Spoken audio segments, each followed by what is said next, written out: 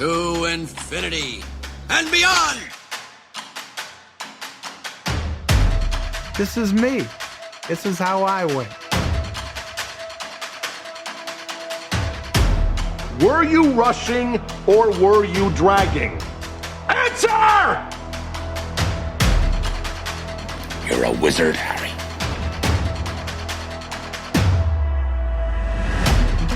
Say what again? Say what again? I dare you.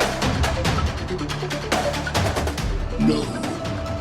I am your father. Hasta la vista, baby. Are you not entertained? Are you not entertained? And here we go.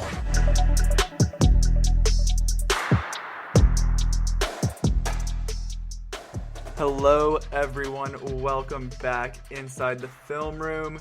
Zach Goins here without Jake Lawler. This is the first episode in a new era for Inside the Film Room. But do not fear, we have a special guest here. Not a full-time co-host yet, just a special guest. It is the one, the only, the lovely Rebecca Davidson, my girlfriend. Hello, Zachary. Hello. So, for those of you who don't know, Rebecca here has been a long-time listener, long-time supporter of Inside the Film Room. She's very excited to finally make her debut, aren't you? Oh, I'm ready. Movie chick number 1. Yes, that's your iTunes alias so that you can leave us good reviews from your burner. Exactly. So, Rebecca is here to kick off a brand new series for Inside the Film Room. We are introducing a new era. For the next couple weeks, I will be joined by a rotating slate of guests to break down some all-time classics. Rebecca is here to kick things off.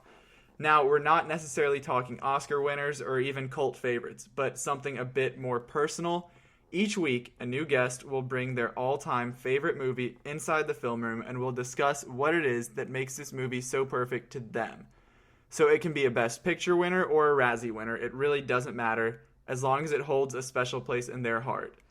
It's going to be part rewatchables, part open discussion, and very, very passionate, especially because, Rebecca, what are we talking about today? 13 going on 30. Miss Davidson's all-time favorite movie, 13 going on 30. Jenna Rink couldn't grow up fast enough. Smile, sweetie. Don't you knock? Are you wearing a bra? You're not ready Dad, for stop a bra. taping!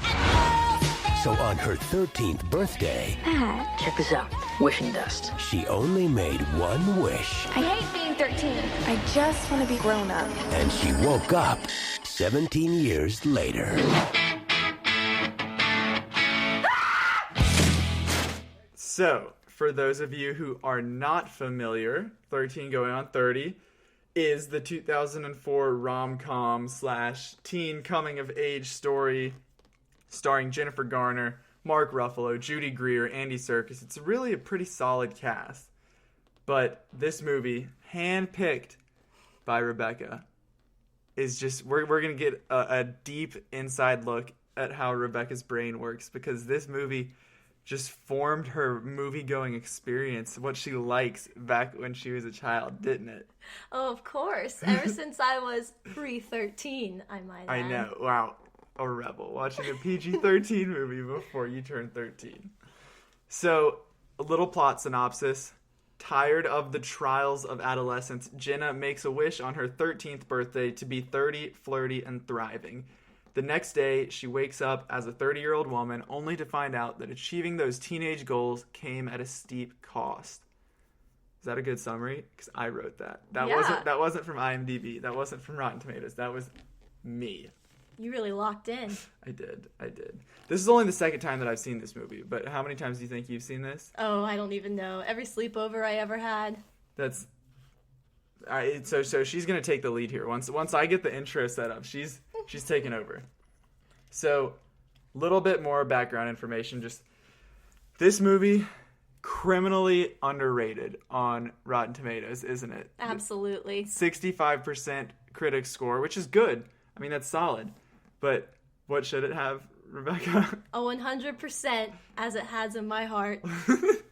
And we have a 70% audience score, which is, at least we know the audience is a little more favorable here. But I think one of the interesting things about this series that we're going to do is the fact that these will be very biased, very, very biased reviews, I think, because it's called All-Timers. These are our all-time favorite movies. Hopefully, I mean, in this case, I had seen, like, you told me this is the one you wanted. I had already seen it. I liked it. I was a fan. So it's going to get awkward if someone comes in here, one of these next guests, with a movie that I just don't care for whatsoever. But today, we're both on the same side here. Obviously, you a little more than me. But You have no choice. yes, I mean, if I want this relationship to continue, I have to be a 13 going on 30 fan. So, without further ado, Rebecca, why don't you introduce this movie to us? What is your personal relationship with this movie? I know you and 13 going on 30 go way back. Lay the groundwork for why this movie is so special to you.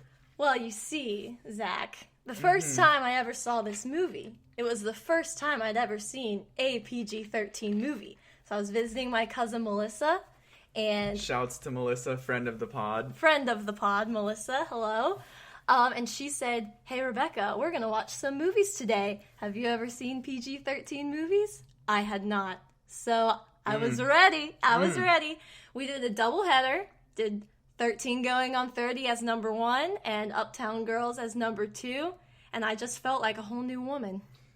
Did you feel like a rebel having watched those movies prior to being 13 and without parental guidance?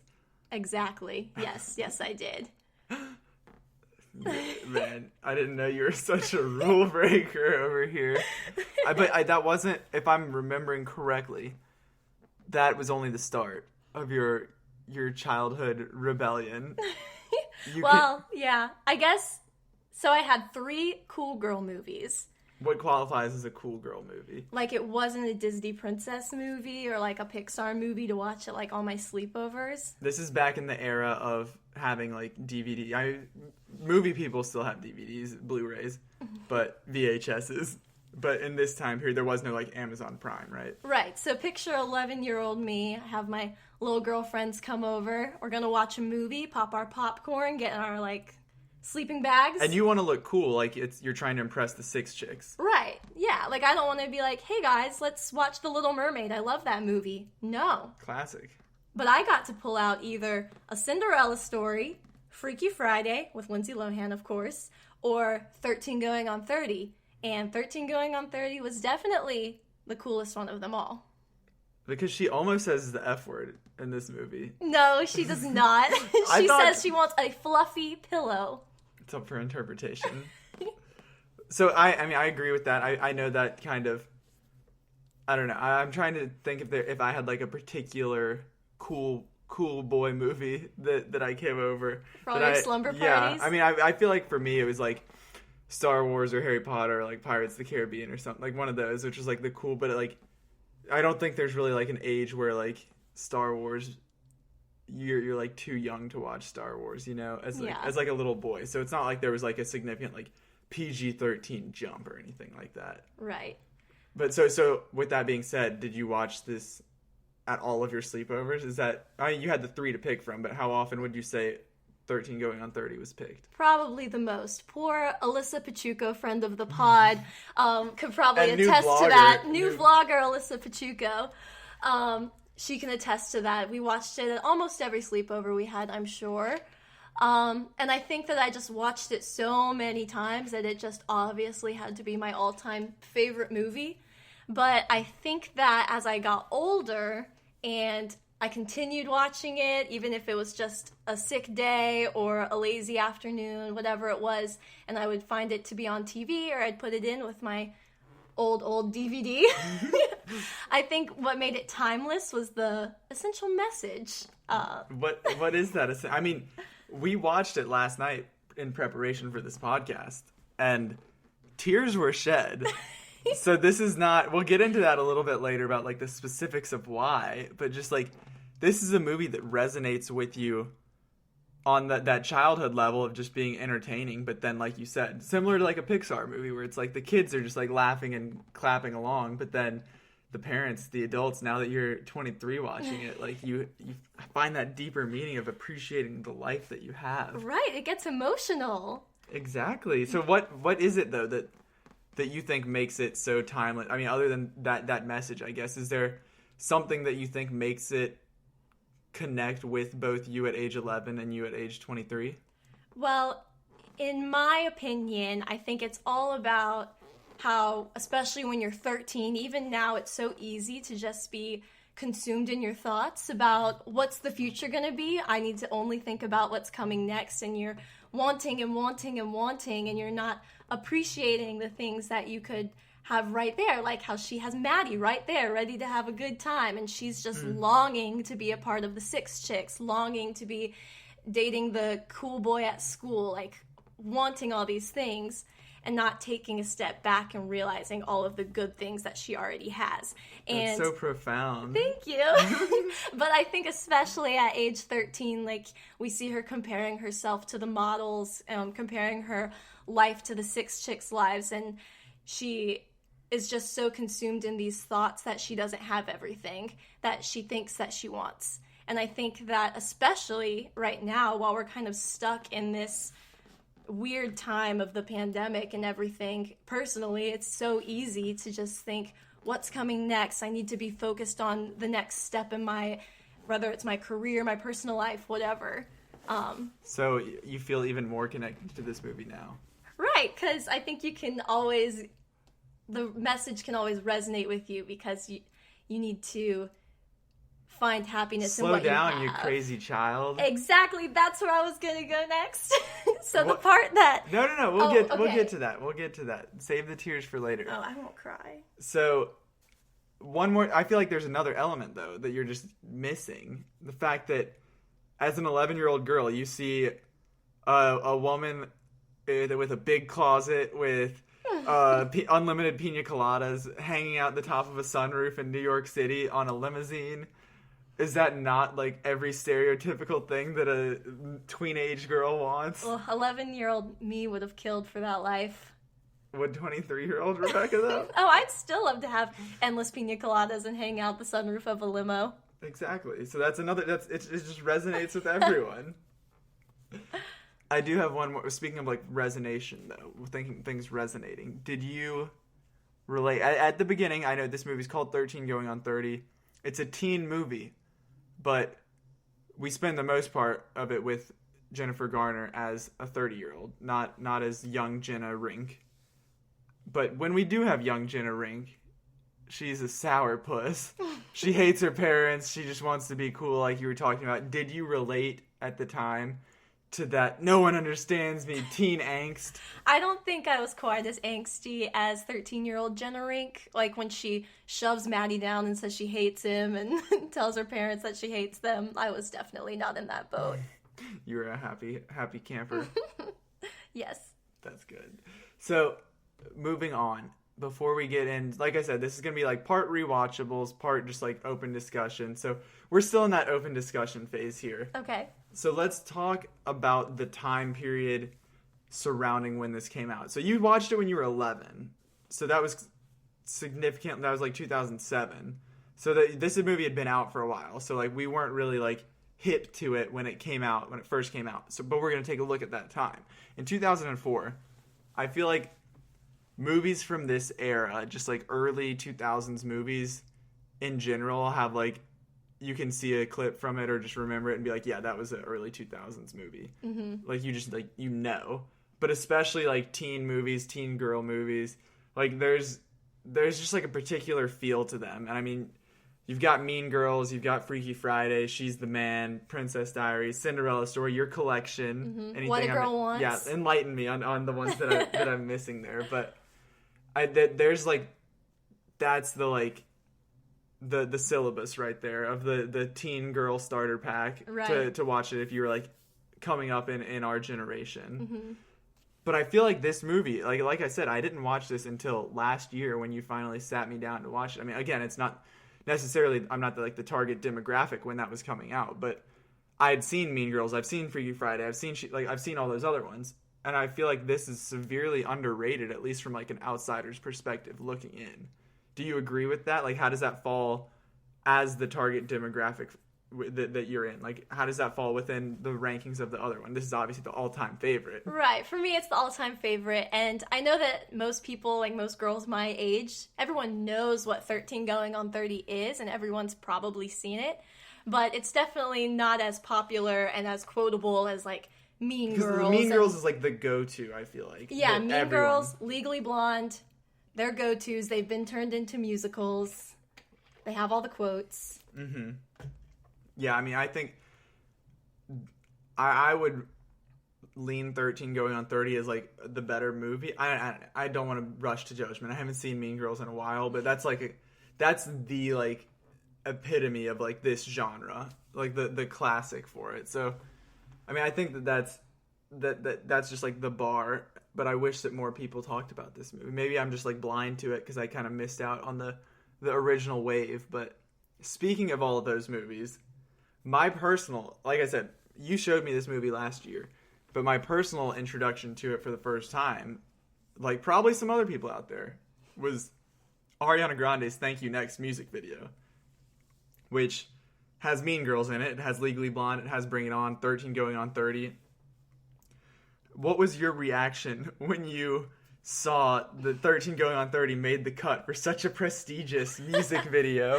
Well, I felt honored that Ariana were you like, Grande... that's my movie? That's my movie. It's like when the title of a movie is said in the movie. Exactly.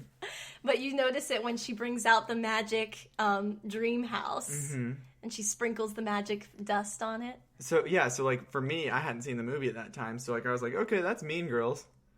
I think that's Legally Blonde. Like, I hadn't seen, like, all the references to know it, but, I mean, I think that for me, I'm going 13 Going on 30, then Mean Girls. I haven't seen the other two, but I think I'm going 13 Going on 30 as the best one out of those features. All right, I guess we're watching Legally Blonde next. Oh, no. Oh, no. But I think on top of the teen movie category, which is like it's like its own genre, there's like a sub-genre that typically gets made within that, which is the Trapped in the Wrong Body film. Like, you've got Big from 1988 with Tom Hanks. That's like a classic. That's like the big one, I feel like. Ha ha ha. But then you've also got like this in 2004. You had Freaky Friday in 2003 with Lindsay Lohan and Jamie Lee Curtis swapping. You had 17 again in 2009 with Zac Efron. Like, just last year, you had the movie Little with Regina Hall and Marseille Martin, where they swapped. So, I mean, this is like a tried and true formula of movie, just to have whether it's two people swapping bodies, one person swapping from like their own body to a different age of their own body. So, where do you think? I mean, I don't know. What do you think of this movie, this genre as a whole? I mean, are you a fan of everything about it because you love this movie, this particular one? Does it work in the other ones? Well, yeah, Freaky Friday, the 2003 was a remake, so that was obviously a beloved story. And then 17 again, you have Zac Efron, so you can't go wrong. But of course. But it is always like, an interesting plot because you have to see the characters struggle with explaining to everyone else in the movie what's going on and whether they want to keep it a secret or... And I feel like everything would just be so much easier if people just talked about their feelings, just talked about what was going on. That would have solved a lot of things here. It'd be a short movie. It would be. But, okay, last thing before we get into the specific categories here.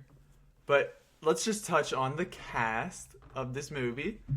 We have, like I mentioned, Jennifer Garner, Mark Ruffalo, Judy Greer, and Andy Serkis. Those are the big four here. And, I mean, I think that's pretty solid. For 2004, like, Jennifer Garner was in her prime, I would say. Everyone kind of either was already established or went on to be pretty well established. So, like, Mark Ruffalo, of course, he had been doing his thing. But since then, as we know him mainly, I would say, he's been in a lot of stuff. But, like, right now, his thing is Avengers is Hulk. You know, I mean, among a lot of other things, the MCU has really propelled him. Mm-hmm. And then Judy Greer, who played Tom Tom, I think she is kind of like this was like her biggest thing, maybe. But also in the MCU, in Ant-Man as Maggie Lang, Paul Rudd's ex-wife. Mm-hmm. And then Andy Serkis, of course. This is the oddball here.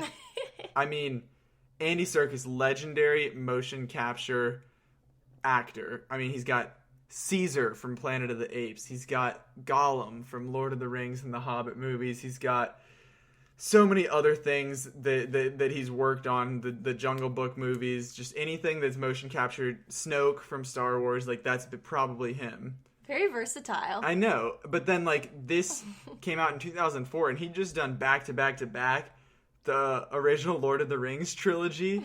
Like, imagine transitioning from the role of Gollum, this like little deformed psycho hobbit person, to then becoming magazine editor in chief in a teen rom-com. Like, what a transition. Man can do it all. He's so versatile. Get you a man who can do it both. That's impressive. And I mean, obviously Andy Serkis is he should get some sort of like Academy Award, like lifetime recognition. So this is just like another notch on his versatile resume. Like, he doesn't need to put on a green suit with balls all over it to try and do something like this. Very impressive. Are you ready? I'm ready. Get down into some categories.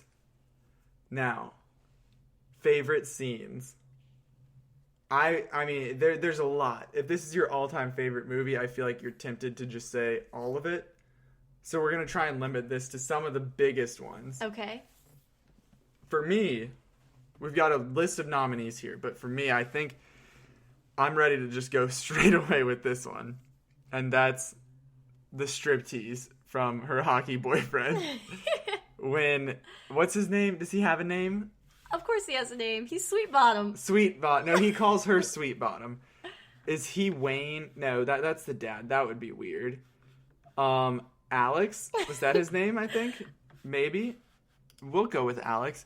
But you're the expert. You should know this. You're right. I've let you down. Unbelievable. So when first of all, they have like when she first wakes up, she sees his thingy, and because that's like her current boyfriend as a 30-year-old. But then later when he says that he owes her a strip tease, and he's literally like Prince Charming. Ice, baby. Oh my god. It's so cringy, but like absolutely hilarious, because obviously it's a 13-year-old in the body of a 30-year-old who's freaking out about seeing a naked man in front of him. He's wearing like tighty whities and doing this ridiculous dance and posing, like flexing his muscles and stuff. Those scenes, I will say, were the worst parts to watch as an 11-year-old. You didn't want mom to walk in? Didn't want mom to walk in. Oh, scandalous. Did you feel scandalous watching it? Oh, I felt dirty. So that's probably your favorite scene from back then. No, because I always wanted it to be over. Peeking through the fingers. Yep. I wanted to move on to the happy stuff. What do you have? What do you have for some of your favorites? I think that my favorite scene would have to be right after she's been with Maddie. She has her slumber party with all the 13-year-olds in her building. And you have the one-star 13-year-old redhead girl, who I guess is her actual neighbor. And prior to this scene, they'll meet in the elevator, and Jenna actually talks to her. And apparently when she's normal Jenna, she never speaks to her. So now she's invited her to come see all her purses, look at her dresses, and her big fancy closet. That one's funny. Where she's just like explaining, like, it seems like she's like breaking it down to a best friend or something like that, and like the camera pans to the opposite side, and it's 6 teenage girls curled up on her bed as if she's like at a middle school slumber party, and they go, "Oh," and then she says, "We are strong, heartache to heartache we stand," and then they burst into song. They start singing "Love is a Battlefield."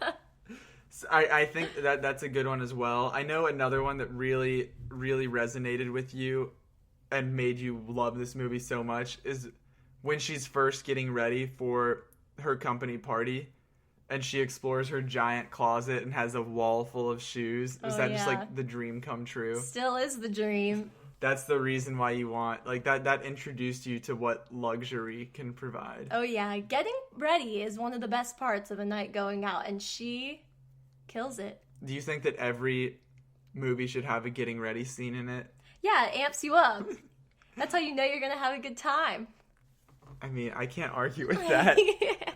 There are some other good options as well. Like we mentioned the company party and the Thriller dance that goes down there. I mean, I think that's kind of cringy now to watch. Look, I mean, I guess it was fun then. It's still like a fun scene, but it's just kind of like that mid 2000s vibe where like not every movie needs a dance break in it.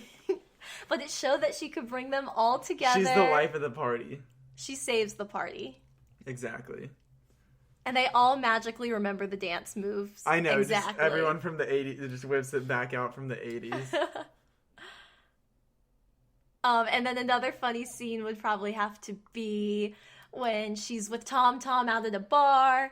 And I think it's a restaurant because of the fact that there's a 13-year-old there. A bar/restaurant, maybe like a Duckworth type situation. Maybe. And they're up at the bar. Tom says that there's a cute guy checking her out from behind, and she turns around, says she's going to make a move. You think she's going to walk up to the 30-year-old man, but instead she passes him and looks at the 13-year-old boy with his ketchup. Yeah, so I'm coming over here because I think you're really cute. Oh, you do? Do you want to like go out sometime? It's so... That's a really funny one, and then obviously because we're all thinking it, and then Tom comes over and says it, like, no, you're going to get arrested if you do you want to go to jail? So, yeah, that's a good one as well. I think these have all been funny ones so far, but I think one of the really good ones is the first scene when Matt and Jenna, they like reunite as adults, and they have that night walking around the city, and he kind of explains to her about how their friendship fell apart, what it was that... Because she obviously doesn't know what happened from 13 to now. She's trying to fill in the gaps there.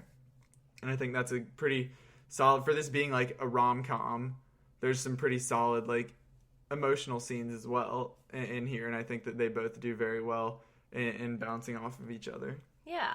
And then you have the other scene with Jenna and Matt where they're doing the photo shoot montage for her magazine. And you get to see all of her cute outfits. And also you see them falling back in love.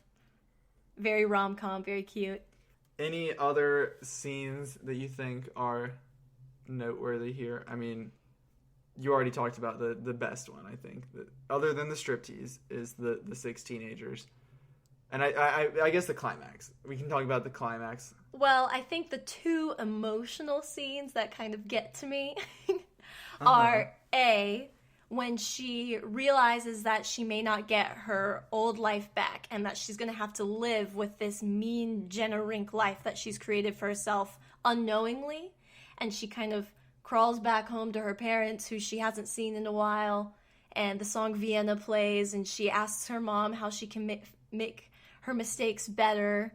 And you see her crying in the closet, and it kind of chokes you up a little bit because she wants to be a good person. She really does. And then the second emotional scene would have to be when she is confronting Matt before his wedding and expressing her love, says, I have to believe that if you were going to marry someone, it would be me, blah, blah, blah. Oh, that one. Do you ever feel bad for Wendy? Yeah, for his current girlfriend, fiance? Yeah, I mean, she's a little... At the altar? Yeah, she's a little left in the dark, but this is about Jennifer Garner. Poor Wendy. It's so sad. So, next category, what aged the best? So, from 2004 when this came out, what still holds up well now watching it in 2020? And I think the biggest one here, you've alluded to it, the soundtrack. This thing is fire. I mean, obviously when the movie's in the early 2000s, there are parts of it set in the 80s. I mean, it's got like the wide spectrum of throwback hits. We've got Head Over Heels by the Go-Go's. You've got Jesse's Girl, Thriller, I Want to Dance with Somebody, Ice Ice Baby, Tainted Love. We already talked about Love is a Battlefield. And then what's the big one? Vienna, of course. Billy Joel. That's your favorite song of all time, right? Because of this movie. I'm sensing a trend here. Favorite movie of all time, favorite song of all time that are both here. There's such a strong connection here. No wonder this is your all-timers pick. And you already talked about having to cry. I mean, with that scene. That's when the tears were shed. It's emotional. I think another thing that aged well here are the lead actors. Because Jennifer Garner and Mark Ruffalo, timeless duo. We talked about it a little bit that JG hasn't really been in too much successful great stuff since then. Ruffalo obviously the opposite, but I mean I think that that duo still has star power in the name, like when you think of it, and then also just like they're both still good actors that pair well together. Right. The chemistry is incredible. The chemistry has aged like fine wine. And Jennifer Garner's still around. What's in your wallet? Yeah, she's still on her Capital One commercials. I haven't seen one in a while, though. And then I think the last thing, our last nominee, this is the one that I'm going to go with as my selection here, is just the general premise, the general plot of kind of seeing your life from another perspective, realizing that you're not on the track you want to be on, and then figuring out what you can do to go back and change it so you don't end up like that. I mean, that's like a timeless story. You see it in like Charles Dickens with Scrooge. I mean, you see it with It's a Wonderful Life. It's just like the kind of classic like warning of what is to come, and then learning of how to avoid it. And I think that's something that obviously has been told and retold over centuries of storytelling. Mm-hmm. You agree? I agree. It's true. You always want to pick out the better outcome, and usually that better outcome ends up being the one where you're the good person. You're choosing happiness over money and greed and being popular. You're sticking to what's right. As someone who was in the high school production of It's a Wonderful Life, do you feel like you relate to that premise more? Sure. I mean, I wasn't George Bailey. But you just have a close connection to that story. Right. Mary Bailey. All right. So flip side. What aged the worst from 2004 to now? Well, as we know, in the first scene where they're all together at the party and Tom Tom sets up 7 Minutes in Heaven, we both think that's a little problematic. The way that this game is presented is that Jenna goes in the closet and a boy comes in and, quote, he can do whatever he wants to you for 7 minutes. Which is, I don't know if this game, I never played this game. I don't know if this game is still played in 2020 or not. I would hope not. As long as there's consent in heaven. Tom Tom is problematic. Yeah, I think Tom Tom in general is problematic. And her whole posse. The 6 chicks, yeah. Did you have like a Tom Tom when you were in high school or middle school, anything like that? That a 6 chicks posse that you kind of avoided or were intimidated by or wanted to be a part of? I don't think so. Good. Steer clear of them. Fortunately, I did not. So, one other thing that aged very poorly. I don't know. I guess it represented the times well, but like if you were trying to translate this movie to today, the outfits of this isn't this movie's fault. It's just that the outfits that were worn in the early 2000s have aged very poorly in general. I dare to disagree. Do you? You like the low-rise jeans with the thongs hanging out? And the hair with the chopsticks in it? I disagree with half of it. Okay, let's hear it. The 80s style is timeless. I'm talking about the early 2000s. No, but it's both because you said it was both. Okay. Well, you see, the 80s style is timeless, and if you see someone wearing a Tom Tom outfit or a Jenna Rink 13th birthday outfit, you know that's from the 80s. You know they jammed a Thriller. You know they had a good time, even though they spent way too long on their hair. But if you see early 2000s outfit, yeah, you might cringe a little bit. Especially the whale tails. The whale tails were bad. They made a big deal about pointing that out. But yeah, I mean, and especially because they work at like a similar, like, it's not really like a fashion magazine, but kind of like a People magazine, Vanity Fair Mix type. With Vogue, yeah. Yeah, so like they should have better taste than this. Like, come on. You'd hope, Yeah. It's disappointing. Apex Mountain. This is the category where we decide who or what reached its peak during this movie, during 13 going on 30. I know that it might be emotional, it might be sad, but I have to ask the question. Is this Jennifer Garner's Apex Mountain? I think it might be.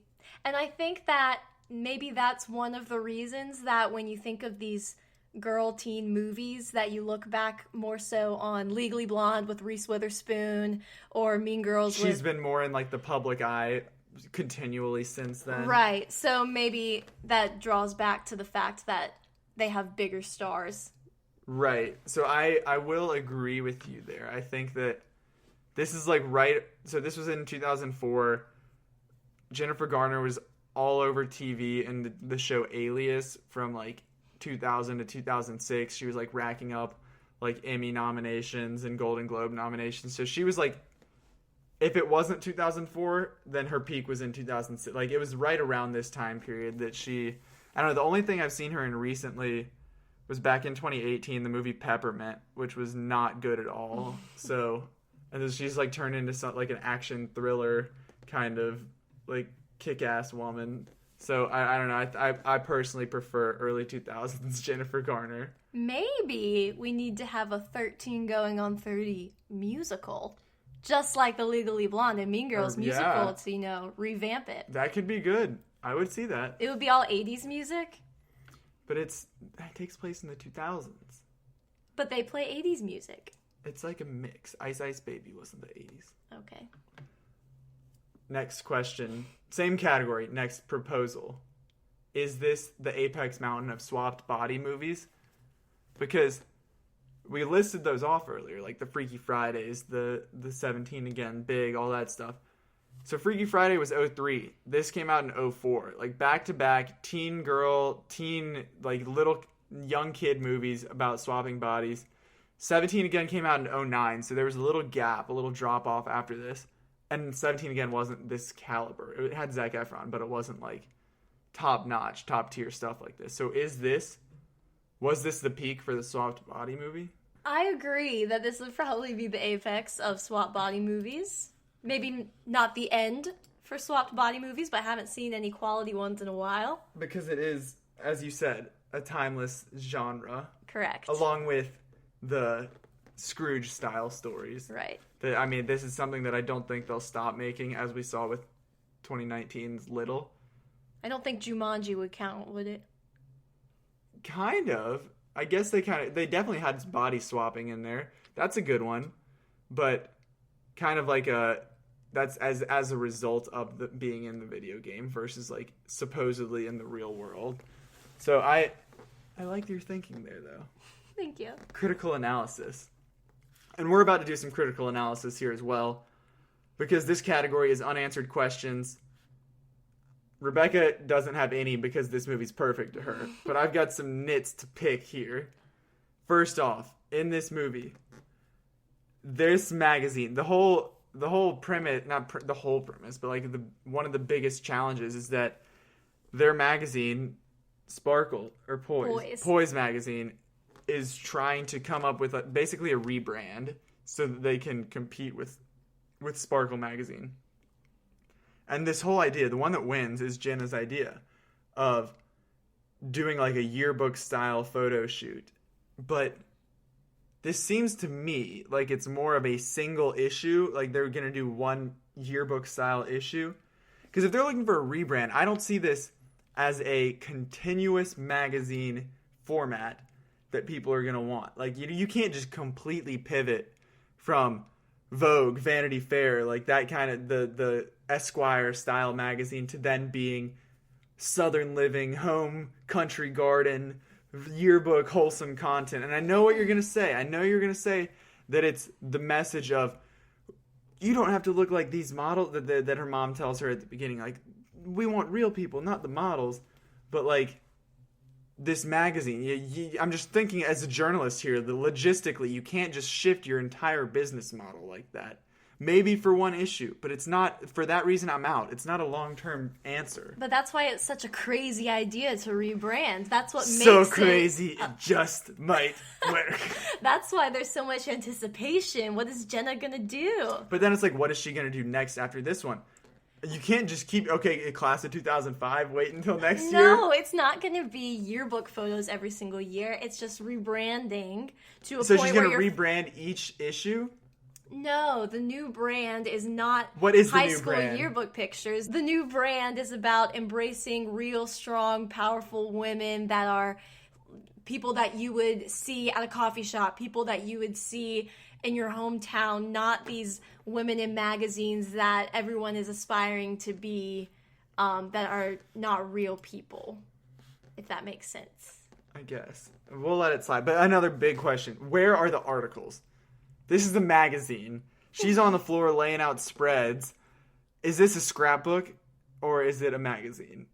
Because it looks a lot like a scrapbook to me. Well, we're in the photography department here. We're not in the editorial department. No. Okay, whatever. Okay, you can give me that one. Next question. You talked about it. It's your favorite scene. How did a 30-year-old woman arrange a sleepover with 6 teenage girls in her apartment in New York City? The red flags are going off here. Well, she had the little redheaded girl. So she just had her come over. She had said, okay, invite all your friends over, then we'll come over to my house. Yeah, I mean, she was telling people she was still 13, so maybe that's all she had to say to their moms to convince them to come over. Whatever, man. I'm getting too deep here into these. Last one. This one's very profound because this is the issue that always happens with. I guess would you consider this like a time travel movie almost, because she lives this future, this alternate future, and then goes back to her 13-year-old self with that knowledge. And so with that, it's just kind of the loop of like alternate timelines and whatnot. But like, my question here is that now that, obviously when Jenna returns to her 13-year-old self, she has the knowledge from what she just lived as a 30-year-old so that she can learn to better herself, to embrace Matt, to figure out what she needs to do to not end up like the person that she saw. Mm-hmm. So does she, is it just like a general concept, or does she still remember everything she went through as a 30-year-old? Like, does she live from 13 onward with all of that knowledge? Like, my biggest thing here is, like, what if she just, like, accidentally slips in a conversation about Wendy to Matt? Like, yeah, your fiance, Wendy. Wait, you don't know? Who was that? Wait, what? Like, imagine, like, she says something like that, and, like, Matt's head explodes. Like, he's like, what are you talking? Like, next thing you know, they're broken up. He gets her like checked into like a mental institution because he thinks she's insane, talking about some alternate dimension where all this stuff happened. Like we're underestimating the burden that she has to carry from knowing all this. She's just a happy-go-lucky getting married at the end in her dream house, but there are repercussions of this. If Matt were the kind of guy that would turn her in and say that she was crazy and wild, he would have done that in the alternate universe, where she came in and had forgotten everything that had happened to her in the past however many years between 13 and 30. But he doesn't. But think about, like, what she lives, like, all of the stuff that had happened. Like, first of all, it's just weird to be 13 years old and, like, know all that stuff. She's seen that guy's junk, the hockey player. And she's just, like, scarred with that as a 13-year-old. Maybe she views it as, like, a really deep, deep dream. Yeah, there is the classic, like, it was all a dream. Yeah. Okay. We'll let it slide because this movie is so important to you. I don't want to tear it apart too much. Final category, well, just second to last category. Best quotes. I think there's a handful here, six quotes that we've got. First up, iconic. I want to be 30 and flirty and thriving. This is what gets Jenna into this mess in the first place. She wants to just skip away from what she is right now and move forward to being 30 and flirty and thriving. And first of all, that's just an iconic quote of just 30 and flirty, or like any Instagram caption, like what that you're definitely gonna make that your caption when you turn 30, like your birthday post. I think that's come to define a generation of 30-year-old women. It's a great quote. It is. I think another great quote is Becky, her next door neighbor, as a 30-year-old. This is the 13-year-old girl. And when they're in the elevator, like you mentioned, she says, "I like your dress." And Jenna says, "That's because I have these incredible boobs to fill it out." Because as we have seen, as a 13-year-old, Jenna was constantly stuffing her bra with Kleenex and tissues and everything. And so now that she like has this realization, she like grabs her chest. Hysterical. Let's see another one at the party where she throws on the Thriller dance. They run into the editor-in-chief from the Sparkle magazine, The Enemy. And Jenna's had, a couple of her endless pina coladas. She looks at the girl and says, "You are rude and mean and sloppy and frizzy, and I don't like you at all." Zach thought that was funny. I feel like that's something you would say. What? I thought that ugly. No, you would say that if you had had too many pina coladas. No, I'm nice. If it was someone that was rude and mean and sloppy and frizzy. Is this what you think of me? No, I think you would say that to someone else. As someone who would say that to someone. You're talking about someone who's mean and rude and gross. And sloppy and frizzy? Yes, Pete Hansen. "What's wrong, Pookie?" Ew, that was gross. Why? This is the man who Jenna finds out that she had slept with or had an affair with him. He's a married man, and he's just like this creepy husband of someone who works at the magazine. And just like the way that he says that, it's like, oh my gosh, what's like the gravelly voice? "What's wrong, Pookie?" Ew. He had like 2 lines, and that's what you remember. Gross. Right. He's the that guy. That guy. You don't want to be that guy. All right. Next up, Matt, emotional quote in that conversation when he's kind of reconciling that he may not have gotten what he wanted as a child. He says, "You don't always get the dream house, but you get awfully close." And that's him kind of like coming to terms with, he didn't get Jenna, obviously referencing the dream house that he made her, but he didn't get Jenna in the 30-year-old life, but he got pretty close by falling in love with Wendy. Mm-hmm. Poor Wendy. Poor Wendy. And then Zach liked the quote at the end by Tom Tom. No, Jenna says it to Tom Tom. Oh, you're right. Jenna to Tom Tom, "You can be the pot and the kettle all by yourself from now on, biatch." Classic. And then you can't forget all the little jokes about a 13-year-old inside a 30-year-old's body when she says, "Eminem's on the phone." Oh, yeah. "Peanut. No, regular. Peanut." Or when they go, "Who's your daddy?" "Wayne Rink." Just the classic misunderstanding. So, which this leads us, I think there's a clear consensus here. But as we're wrapping this up, who won this movie? I think there's 2 nominees, Jennifer Garner and Mark Ruffalo, but I think it's clear. It's Jennifer Garner's movie. It is, because Mark Ruffalo obviously has gone on to bigger and better things. He can have Hulk, he can have Avengers, but 13 going on 30 belongs to Jen. And to Rebecca Davidson. That's it. That's Jennifer Garner won the movie, 13 going on 30. Do you have any final remarks about 13 going on 30, about why this movie's so special to you, about why you chose it for this podcast? I chose it because I knew that I needed to expose you to some good quality movies. Mm-hmm. You're tired of listening to all these dumb movies. Wanted to give you something good to watch. Thank you. I appreciate that. Thank you, Rebecca, for joining us on Inside the Film Room, All-Timers. Thank you all for listening. We hope you enjoyed the first installment of All-Timers as much as we did. It was a blast to have Rebecca finally on the podcast. Thank you again for sharing your expertise on 13 Going on 30. And be sure to tune back in next week for another new guest and another all-time classic. Until then, be sure to follow along on Twitter, Instagram, Facebook, TikTok, and YouTube at Inside Film Room. And please subscribe, rate, and review on Apple, Stitcher, Spotify, or wherever you get your podcasts. Thanks again for listening, and we'll see you next time.